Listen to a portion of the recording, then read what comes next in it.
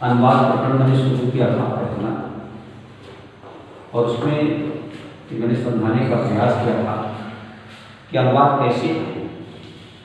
ये जो अनुवाद में पढ़ा रहा हूँ ये 7वीं से लेकर के ऊपर जिनको भी संस्कृत सीखना हो वो सब इसको पढ़ें। ये केवल किसी कक्षा विशेष के लिए नहीं है। यद्यपि जो मैंने प्रकरण या अनुवाद प्रकरण यह कठिन, जबकि शिक्षण का जो सिद्धांत है वो ये है कि सरल से कठिन की ओर जाना चाहिए। लेकिन अब चूंकि अनुवाद है तो अनुवाद कठिन है, लेकिन मैंने जो शुरुआत किया है वो अत्यंत सरल तरीके से शुरुआत किया है। और मैंने लिखा था कि बालक का रूप याद करिएगा। फिर से एक बार मैं बालक का रूप लिख देता हूँ, इसमें विभक्ति वचन नहीं लिखूंगा क्योंकि देर लगेगा। बालक बालका बुरा लिए, अगर आप कॉपी पर लिखे हो तो बालका, बालकम, बालकौ, बालकान, बालके, बालकाभ्याम,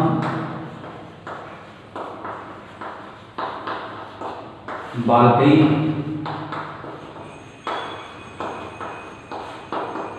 बालकाय, बालकाभ्याम, बालकेभ्यः,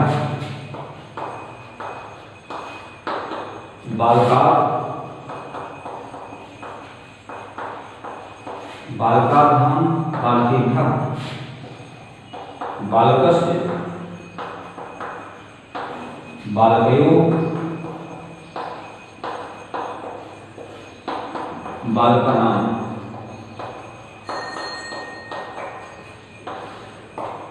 बालके, बालकयोः, बालकेषु, ये रूप। अब मैंने बताया था कि किसी भी अकारांत पुल्लिंग शब्द का रूप चाहिए। मैंने उस दिन विवेक का रूप सुनाया भी था। तो इस प्रकार से अब देखो क्या है, औ, आ, औ, आन, एन, ये एन है, एक मात्रा लगा हुआ है, एन, आभ्याम, ऐ, आय, आभ्याम, एभ्यः, आद, आभ्याम, एभ्यः, अस्य, अयो, नाम, ऐ, अयो, ऐष। इस प्रकार से किसी में भी ये आन लगाएंगे तो वो रूप बन जाएगा। इसलिए तो ये रूप याद हो गया होगा। अब इसके हम आगे बढ़ते हैं। अब जो है वो इसके आगे जो हमें याद होना चाहिए वो पटघात का रूप करना चाहिए। तो बुद्धांगा मैंने लकार बताया, काल को, टेंस को संस्कृत में लकार, लकार 10 बताया था, 5 का तो मैंने बताया था। लट, लट लकार, लम लकार, लिट लकार, ऐसे लोट बिजली, इसका मैंने ये भी बताया था कि लट लकार का पहचान माटी के अंत में है, हैं, हो और हूं, ये रहता है। लम लकार के बाकी के अंत में था, थे, थी, अथवा आ, ई की मात्रा, आ, ई, ए की मात्रा होती है। उसके बाद लिट लकार में वाक्य के अंत में गा, गे, गी। अब इन 5 में से मैं केवल लट लकार लूंगा। अब इसके साथ एक चीज हमको और देखना है कि जो लकार का रूप होता है पटघात का, ये इसमें जो रूप होगा पटघात, पटघात इसमें 3 पुरुष होते हैं। जैसे प्रथम पुरुष, उसके बाद मध्यम पुरुष और उत्तर पुरुष, ये 3 पुरुष होते हैं।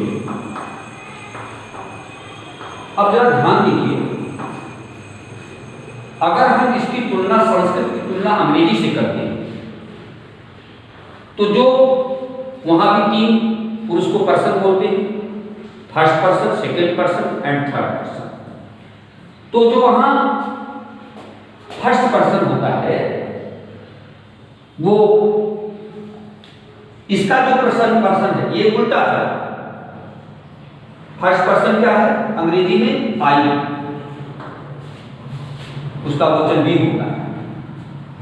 और सेकंड पर्सन क्या होता है? यू, ये तो दोनों बराबर है। और थर्ड पर्सन क्या होता है? ही, सी, इट। लेकिन संस्कृत में क्या है कि उल्टा, ये अंग्रेजी में उल्टा चलेगा, इस क्रम से तब चलेगा। लेकिन संस्कृत में क्या है, ध्यान रखिएगा, एक मिनट गलती हो गई, फिर से क्षमा करिएगा, देखिए ध्यान से उतर गया था, फिर से मैं उसको बोल रहा हूं। फर्स्ट पर्सन आई है, गलत हो गया, फिर से देखिएगा, फर्स्ट पर्सन आई है, मध्यम पुरुष तो वही है यानी सेकंड पर्सन, और ये जो है इसमें ही, सी, ये अंग्रेजी में इस प्रकार से होता है। अंग्रेजी में जो है वो first person I, second person you और थर्ड पर्सन ही, सी। लेकिन संस्कृत में इसका उल्टा होता है।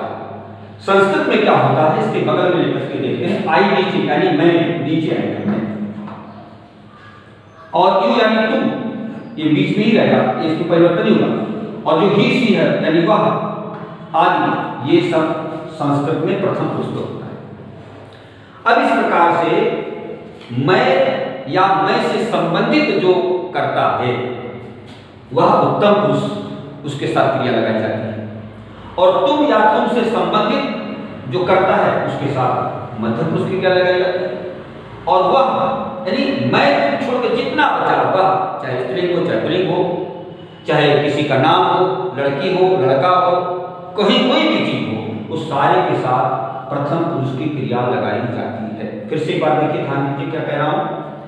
अंग्रेजी में जो पुरुष है वो इस प्रकार से है कि मैं जो है वो प्रथम पुरुष यानी होता है, यानी फर्स्ट पर्सन होता है, तुम जो है सेकंड पर्सन होता है, और वह यानी ये उत्तम पुरुष होता है। लेकिन संस्कृत में उल्टा होता है। संस्कृत में क्या होता है, अब नीचे संस्कृत से सीखिए, क्योंकि मैं या मैं से संबंधित माने क्या होगा, मैं, हम दोनों और हम सब, ये 3 ही शब्द है। इस तरह से इसके रूप चलेंगे, असमत रूप में बता चुका हूं, बाद में इसकी बात होगी। तुम का हो गया तुम दोनों और तुम सब, ये इसके साथ।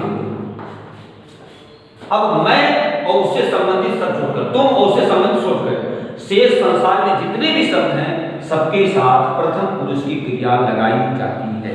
इस बात को बहुत ढंग से नोट कर लीजिए, यह जब तक नहीं आएगा तब तक हम आगे नहीं बढ़ सकते। फिर से बार मैं बता रहा हूं कि कोई भी लकार हो, चाहे लट, लम, लिट, लोट, बिल्डिंग, उन सभी लकारों में पुरुष 3 होते हैं, प्रथम पुरुष, मध्यम पुरुष, उत्तम पुरुष। अब नीचे शुरू करिए। प्रथम पुरुष में प्रथम पुरुष की क्रिया किसके साथ आती है, जिसका कर्ता मैं या मैं से संबंधित हो। मध्यम पुरुष की क्रिया किसके साथ आती है, जिसका कर्ता तुम या तुमसे संबंधित हो। और उत्तम पुरुष की जो क्रिया करती है वह मैं और तुम छोड़ करके, संसार के सारे शब्द उसमें आ जाएंगे, मैं तुम छोड़ करके, यानी मैं से संबंधित और तुम से संबंधित, इनको छोड़ करके संसार के जितने भी कर्ता आएंगे उन सबके साथ प्रथम पुरुष की क्रिया लगाई जाती है। बहुत स्पष्ट रूप से समझे, मैं या मैं से संबंधित उत्तम पुरुष, तुम या तुम से संबंधित मध्यम पुरुष, और इनको छोड़ करके शेष जो करता है उन सबके साथ प्रथम पुरुष की क्रिया की लगाई जाती है। अब देखिए पठघात का रूप इसी प्रकार से देखिए। पठघात का जो रूप है वो ये है कि इसका वचन होता है एक वचन, द्विवचन, आज मैं सूत्र लिखता हूं, और बहुवचन।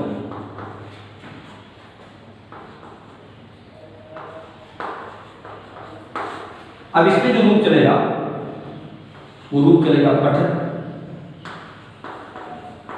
पठता, पठन,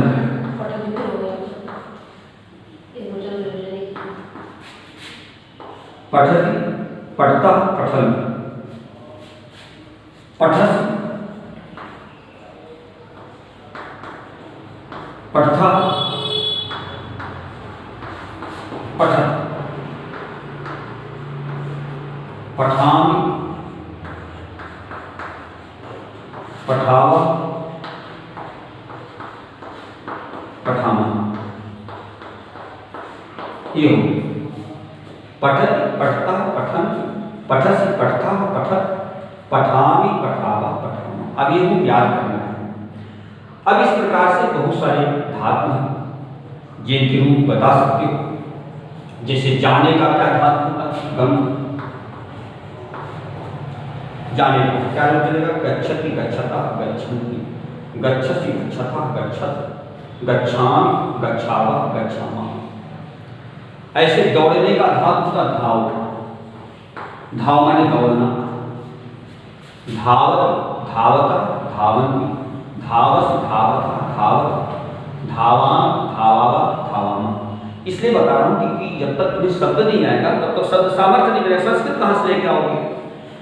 अब जैसे पानी पीते हैं तो पा धातु, पा, पीने को पा धातु। इसका रूप क्या चलता है? पिबत, पिबता, पिबंत, पिबस, पिबता, पिबत, पिबाम, पिबावा, पिबामा। ऐसे लिखने क्या कहा? लिख धातु, लिख। इसका रूप ऐसे सब का चलेगा। माने इतने एक रूप याद करने पर इतने सारे रूप याद हो जाएंगे, उनको मेहनत नहीं करना पड़ेगा।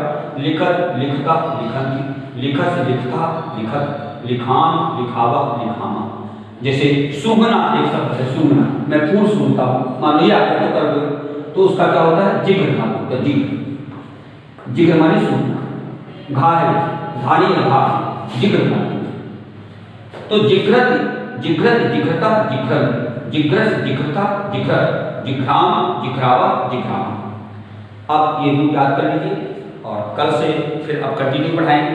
कल से जो है हम ये जो रूप लिख दिए हैं ऐसे रूप लिख लेंगे और आपको पहचान बताएंगे, कर्ता बताएंगे। जब कल पढ़ोगे तो तुम्हें अनुवाद आना शुरू हो जाएगा। धन्यवाद।